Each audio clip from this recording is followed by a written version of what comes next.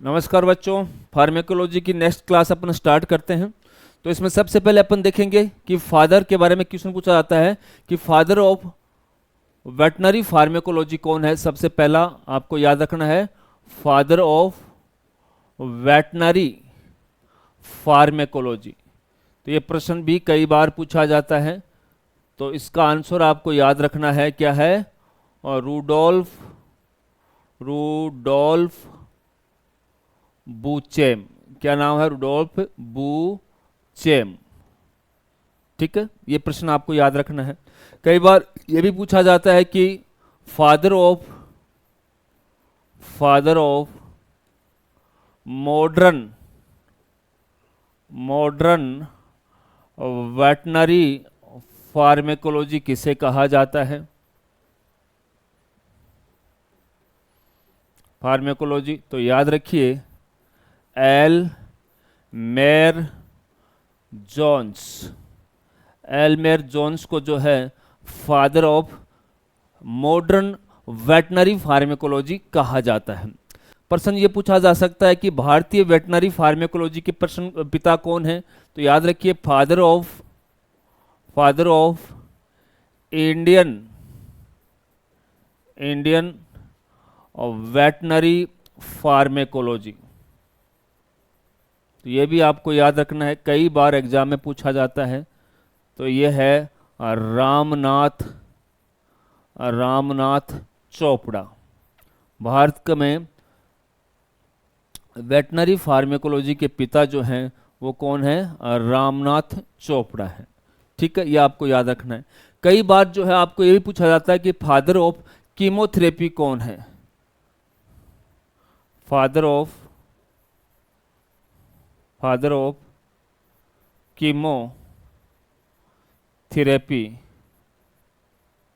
तो याद रखिए इसके पिता जो हैं वो कौन हैं? पॉल एरलिख। तो कुछ फादर हैं, कुछ पिता हैं जिनको एग्जाम में पूछा जाता है। कौन कौन से हैं एक बार दोबारा ध्यान से देखिए, कौन कौन से पिता हैं। सबसे पहले है कि वेटनरी फार्मेकोलॉजी के पिता कौन हैं। तो याद रखिए रूडोल्फ बूचेम को वेटनरी फार्मेकोलॉजी के पिता कहा जाता है। आपसे पूछा जाए कि आधुनिक वेटनरी फार्मेकोलॉजी के पिता कौन हैं, तो आंसर जाएगा एल मेयर जोन्स जाएगा। ठीक है, आपसे पूछा जाए कि भारतीय इंडियन फार्मेकोलॉजी के पिता कौन हैं, तो याद रखिए कौन है? रामनाथ चोपड़ा है। ऐसे ही फार्मेकोलॉजी की एक ब्रांच है कीमोथेरेपी, उसके पिता आपसे पूछा जाए तो पिता कौन है? पॉल एरलिख है। ठीक है, तो ये आपको याद रखना है।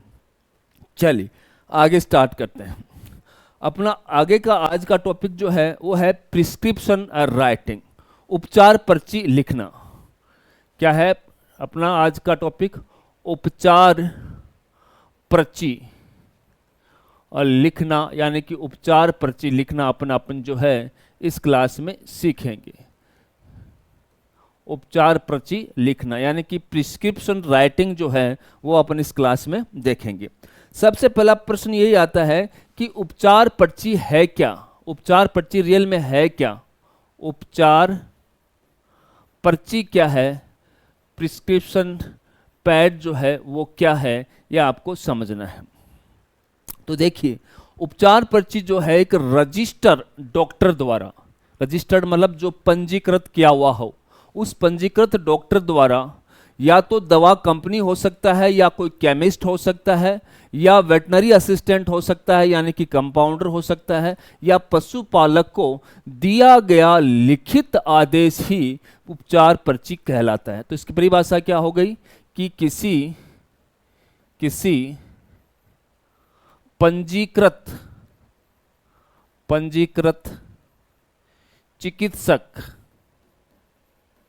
चिकित्सक द्वारा दवा कंपनी या केमिस्ट को, या जो सहायक होता है जिसे कंपाउंडर बोला जाता है, कंपाउंडर को, या पशुपालक को दिया गया दिया गया लिखित आदेश होता है। कैसा आदेश होता है?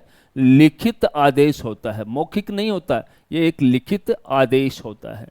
लिखित आदेश होता है जिसे उपचार पर्ची कहा जाता है। कोई भी डॉक्टर जो है वो उनकी एक लिखित आदेश होता है। वो किस किस को हो सकता है? वो पशुपालक को भी हो सकता है, वो जो मेडिकल वाला है, वो केमिस्ट है, वो उसको भी हो सकता है, या दवा कंपनी है उसको भी लिख के दे सकता है, उसको भी हो सकता है, या जो वेटनरी असिस्टेंट हो या मेडिकल असिस्टेंट हो, जिसे कंपाउंडर अपन सामान्य भाषा में बोलते हैं, वो भी हो सकता है। उन सबको एक लिखित आदेश रजिस्टर्ड पंजीकृत चिकित्सक के द्वारा दिया जाता है, जिसे उपचार पर्ची कहा जाता है। अब इसके अंदर क्या क्या सूचना होती है, इसमें डॉक्टर क्या क्या देता है, इसमें डॉक्टर क्या क्या चीज बताएगा? एक तो बताता है इसके अंदर दवा का नाम लिख के बताता है कि आपको कौन सी दवा देनी है, दवा का नाम होता है। ठीक, दवा के नाम के साथ में और क्या बात बताता है? वो दवा की मात्रा भी इसके अंदर लिखता है। क्या लिखता है? दवा की मात्रा भी इसके अंदर क्या करता है? वो लिखता है। ठीक है, दवा बनाने, अगर दवा बनाने का जो भी मेथड है, दवा बनाने की और विधि के बारे में भी आदेश होता है कि दवा आपको कैसी बनानी है, तथा दवा बनाने की विधि भी होती है। दवा कैसे देनी है, दवा देने का मार्ग या दवा देने का मार्ग या विधि भी उसके अंदर जो है वो लिखी होती है। ठीक है, ये भी कौन से मार्ग से देनी है, दवा किस प्रारूप में देनी है, दवा का प्रारूप भी उसमें लिखा हुआ होता है कि दवा जो है वो किस प्रारूप, किस रूप में देनी है, इंजेक्शन में देनी है, बोलस में देनी है, कैप्सूल में देनी है, दवा कब कब देनी है, दवा कब कब देनी है। ये सारी सूचनाएं जो हैं, दवा कब कब देनी है, ये सारी सूचनाएं जो हैं आपको उपचार पर्ची के अंदर मिलती हैं। क्या क्या मिलती हैं? दवा का नाम भी मिलता है, दवा की मात्रा भी मिलती है, दवा बनाने की विधि भी उसमें लिखी हुई होती है, दवा देने का मार्ग भी लिखा हुआ होता है, दवा प्रारूप भी लिखा हुआ होता है कि दवा जो है वो किस रूप में देनी है, अर्थात इंजेक्शन में देनी है, बोलस में देनी है या कैप्सूल में देनी है, तो दवा का प्रारूप भी लिखा हुआ होता है, और दवा कब कब देनी है, ये सारी की सारी सूचना जो है इस उपचार पर्ची के अंदर होती है। तो आपको समझ में आ गया होगा कि रजिस्टर्ड डॉक्टर, चाहे वो कंपाउंडर हो, मेडिकल वाला हो, चाहे पशुपालक को हो, उसको ये सारी की सारी जानकारी जो है वो एक लिखित आदेश के रूप में देता है। उसी लिखित आदेश को अपन क्या कहते हैं? उपचार पर्ची कहते हैं। ठीक है, तो ये चीज आसान सी आपको समझ में आ गई होगी। अगला अपना पॉइंट आता है कि उपचार पर्ची के भाग कौन कौन से हैं। उपचार पर्ची के भाग कौन कौन से हैं, तो ये अपने को अपन पढ़ेंगे कि उपचार पर्ची के अंदर कौन कौन से भाग होते हैं। ठीक है, तो सबसे पहला भाग मैं आपको लेके चलता हूं, जिसे सुप्रा इंस्क्रिप्शन कहा जाता है। सुप्रा इंस्क्रिप्शन कहा जाता है। और इस भाग के अंदर जो है, जो रोगी पशु होता है उसकी संपूर्ण जानकारी होती है, पेशेंट की संपूर्ण जानकारी होती है। जैसे इसमें इसके अंदर पशुपालक का नाम होता है। इसके अंदर आपको क्या क्या सूचना मिलती है? इस भाग से पशुपालक का नाम आपको इसमें मिलता है। ठीक है, पशु जो है वो पशु के बारे में भी आपको पशुपालक का नाम भी मिलता है, और आपको उसके अंदर एड्रेस भी मिल जाता है, नाम और पता जो है वो कौन से भाग अंदर। आपसे पूछा जाए कि पशुपालक का नाम व पता उपचार पर्ची के कौन से भाग में मिलता है, तो आप बोलोगे साहब सुप्रा इंस्क्रिप्शन के अंदर मिलता है। पशु के बारे में भी संपूर्ण जानकारी मिलती है। क्या क्या? पशु जो है उसकी आयु क्या है, पशु की आयु क्या है, पशु का लिंग कौन सा है, पशु की जाति कौन सी है, पशु की नस्ल कौन सी है। ठीक है, ये सारी की सारी जानकारी आपको जो है पर्ची के इस भाग के अंदर मिलती है। क्या क्या मिला आपको? एक तो पेशेंट की सारी चीजें मिल जाती हैं। पशु जो होता है, रोगी पशु होता है, वो कौन सी जाति का है, ठीक है, वो कौन से लिंग का है, उसकी नस्ल क्या है, उसकी आयु क्या है, अर्थात पशु से संबंधित सारी जानकारी आपको इसके अंदर मिल जाएंगी। और पशुपालक का नाम और उसका एड्रेस भी आपको इसके अंदर मिलता है। अगर आपने उपचार पर्ची देखी है तो ऊपर ऊपर वाला जो भाग होता है, ऊपर वाला भाग, ऊपर को क्या बोलते हैं, सुप्रा। और इंस्क्रिप्शन का मतलब क्या होता है, ये पर्ची का मुख्य भाग होता है। क्या होता है, पर्ची का मुख्य भाग इंस्क्रिप्शन होता है। तो सुप्रा इंस्क्रिप्शन का मतलब इंस्क्रिप्शन के ऊपर वाला भाग। तो आपने गवर्नमेंट हॉस्पिटल के अंदर पर्ची देखी होंगी, ऊपर लिखा हुआ होता है, आउटडोर नंबर लिखा हुआ होता है, फिर बस पशुपालक का नाम लिखना पड़ता है, उसका पता लिखना पड़ता है, मोबाइल नंबर लिखना पड़ता है, फिर पशु की जाति आती हैं, फिर नस्ल पूछी जाती है, फिर आयु पूछी जाती है। ठीक है, ये सारी चीजें, वजन भी इसके अंदर सूचना, जो पशु की संपूर्ण सूचना, वजन भी जो है आपको इसी भाग के अंदर मिलेगा। ठीक है, वजन भी अगर आपको करना है और पर्ची में लिखना है तो कौन से भाग में लिखोगे, सुप्रा इंस्क्रिप्शन के बारे में। अर्थात मोटा मोटी बात यह है कि पशु की संपूर्ण जानकारी और पशुपालक का नाम व पता उपचार पर्ची के जिस भाग में मिलता है उसे बोलते हैं सुप्रा इंस्क्रिप्शन। क्या बोलते हैं, सुप्रा इंस्क्रिप्शन। तो ये पहला भाग है, बहुत इजी सा भाग है, शायद आपको समझ में आ गया होगा। चलिए अब चलते हैं अपन दूसरे भाग की तरफ, पर्ची का दूसरा भाग। दूसरा भाग जो है उसे सुपरस्क्रिप्शन बोलते हैं, सुपरस्क्रिप्शन बोलते हैं। और आपने देखा होगा पर्ची के अंदर ऐसे आर करके ऐसे क्रॉस किया हुआ भाग, कोई भी उपचार पर्ची आप देखो ऐसा लिखा हुआ भाग होता है, उसके बाद में डॉक्टर दवा देना शुरू करता है। तो ये भाग जो है वो किसको प्रदर्शित करता है, ये एक भगवान का सिंबल होता है। क्या होता है, भगवान का सिंबल, यानी कि चिन्ह होता है, भगवान का चिन्ह होता है, जिसका कहने का मतलब होता है कि डॉक्टर ये बोलता है कि मैं भगवान को साक्षी मानकर आपके सामने ये दवाइयाँ लिख रहा हूँ, इन दवाइयों को आप ग्रहण करिए और आप जल्दी ही ठीक हो जाएंगे। तो आप ऐसे तो आप जय श्री राम, बालाजी, जो भी अपने अपने धर्म के लोग हैं उनका सिंबल लिखेगा तो टाइम लग जाएगा, जगह भी ज़्यादा चाहिए। तो उसके लिए उपचार पर्ची में एक परमानेंट, आप किसी भी भगवान को मानते हो, चाहे आप किसी धर्म के किसी भी भगवान को मानते हो, उसके लिए आपको ये सिंबल क्या करना है, पर्ची के अंदर लिखना है। जिसका मतलब ये होता है कि मैं भगवान को साक्षी मानकर आपका उपचार कर रहा हूं, आप इन दवाइयों को ग्रहण करें, आप जल्दी ही ठीक हो जाएंगे। ठीक है, तो ये दूसरा भाग है सुपरस्क्रिप्शन। ठीक है, चलिए तीसरा भाग जो पर्ची का है उसका नाम है इंस्क्रिप्शन। क्या है, इंस्क्रिप्शन। तो याद रखिए इंस्क्रिप्शन जो है वो पर्ची का मुख्य भाग होता है। पहला महत्वपूर्ण पॉइंट क्या है, मैं यहां लिखता हूं, देखो रेड पेन से लिख रहा हूं तो इंपॉर्टेंट है, पर्ची का उपचार पर्ची का मुख्य भाग होता है। कैसा भाग होता है, मुख्य भाग होता है। पर्ची का कैसा भाग है भाई साहब, मुख्य भाग होता है।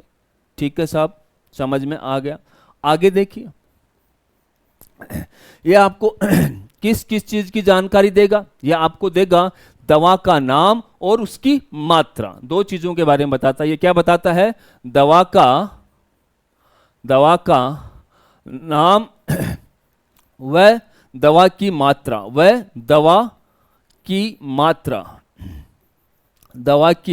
मात्रा के बारे में जानकारी जो है वो आपका कौन सा भाग देता है, इंस्क्रिप्शन देता है। तो देखिए प्रश्न पूछा जाए कि उपचार पर्ची का मुख्य भाग, बेसिक पार्ट कौन सा है, तो आपका आंसर जाना चाहिए इंस्क्रिप्शन है।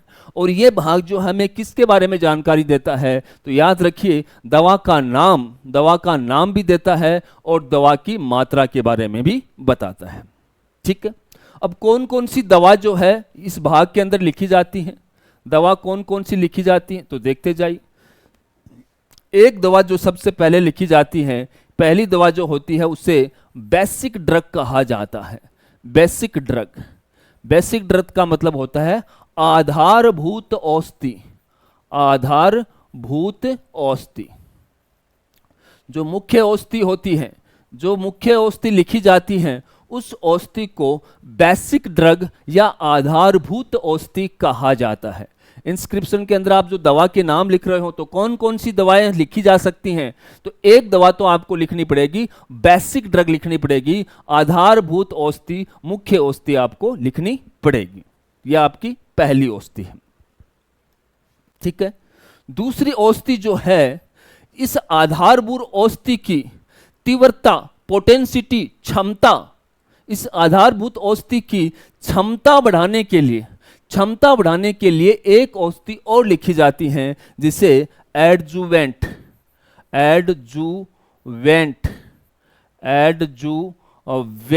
ड्रग कहा जाता है। तो एडजुवेंट औषधि जो है ये क्या करती हैं, ये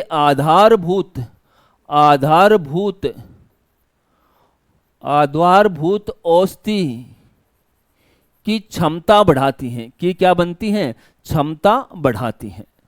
तो क्या करती हैं, क्षमता बढ़ाती हैं। तो पहली औषधि तो मुख्य दवाई होती है जो आपको लिखनी होती है, फिर इस दवा की क्षमता बढ़ाने के लिए दूसरी दवा और लिखी जाती है जिसे एडजुवेंट ड्रग कहा जाता है, ठीक है साहब। अब तीसरी औषधि देखिए, हो सकता है कि ये आधारभूत औषधि कई बार रिएक्शन कर जाए, इसके साइड इफेक्ट हो सकते हैं, तो उसके साइड इफेक्ट या दुष्प्रभाव को रोकने के लिए भी आपको तीसरी औषधि लिखनी पड़ती है जिसे करेक्टिव ड्रग कहा जाता है। करेक्टिव ड्रग का मतलब क्या होता है, आधारभूत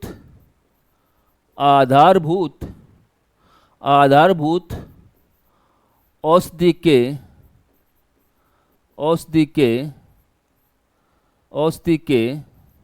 बाकी बच्चा इधर लिख देता हूं, दुष्प्रभाव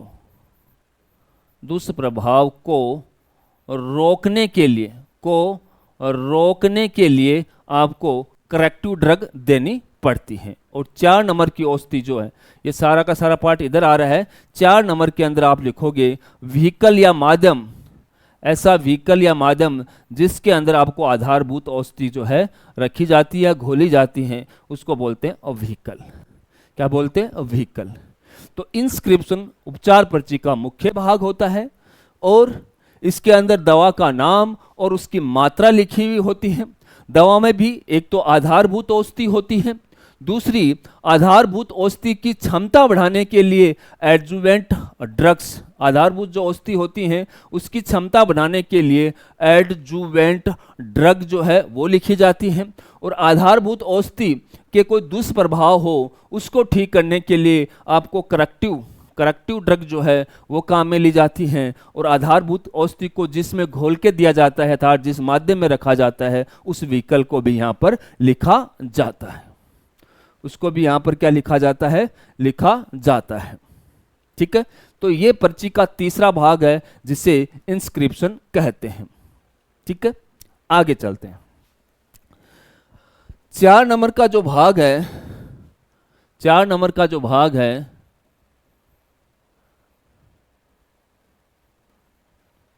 सब्सक्रिप्शन।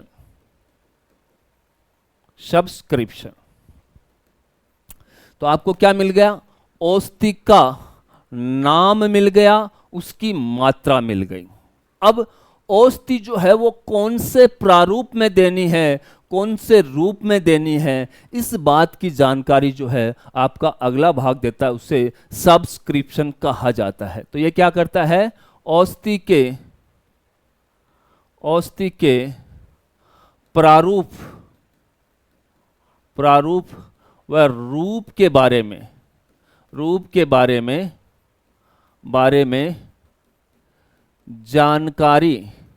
जानकारी देता है।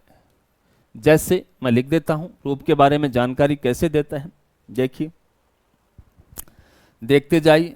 अगर औषधि के अंदर PULV लिखा हुआ है तो इसका प्रारूप जो है वो कौन सा है, पाउडर है। प्रारूप कौन सा है, पाउडर।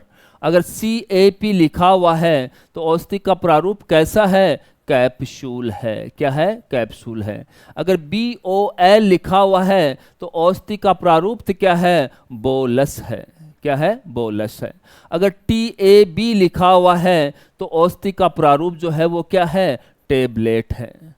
अगर LIN लिखा है तो औषधि का प्रारूप क्या है? लिनीमेंट है। क्या है? लिनीमेंट है। अगर LOTIO लिखा हुआ है, लोशियो लिखा हुआ है, तो इसका प्रारूप क्या है? लोशन है। क्या है? प्रारूप क्या है? लोशन है। अगर ING लिखा हुआ है तो इसका प्रारूप क्या है? इंजेक्शन है। क्या है? इंजेक्शन है। अगर प्रारूप, अगर शॉर्ट में अगर मिस्ट लिखा हुआ है तो प्रारूप क्या है इसका? मिक्सचर है। मिक्सचर के रूप में आपको देनी है। अगर ELECT लिखा हुआ है तो इसका मतलब होता है इलेक्चुरी। इलेक्चुरी का मतलब होता है चटनी। किस रूप में देनी है औषधि? चटनी के रूप में देनी है। किस रूप में देनी है औषधि? चटनी के रूप में देनी है। अगर HAUST लिखा हुआ है, हॉस्ट लिखा हुआ है, इसका मतलब है औषधि आपको किस प्रारूप में देनी है? ड्रेंच प्रारूप में देनी है। किस रूप में देनी है? कैसे देनी है? ड्रेंच प्रारूप में देनी है। तो ये सारी की सारी बातें जो हैं वो उपचार पर्ची में लिखी जाती हैं। अगर PULV लिखा हुआ है तो पल्लू का मतलब होता है पाउडर, CAP कैप का मतलब होता है कैप्सूल, BOL बॉल का मतलब बोलस, टैब का मतलब टेबलेट, लीन का मतलब लिमिनेट, लोशियो का मतलब लोशन, इंजेक्शन, ठीक है, मिस्ट, मिक्सचर, इलेक्ट्रोड और होस्ट, यह आपको प्रारूप के बारे में बताते हैं। तो यह आपका चौथा भाग है उपचार पर्ची का। ठीक है साहब, चलिए अगला चलते हैं। अगला है आपका पांचवा भाग उपचार पर्ची का, जहां सिग्नेचर लिखा होता है। क्या होता है? सिग्नेचर।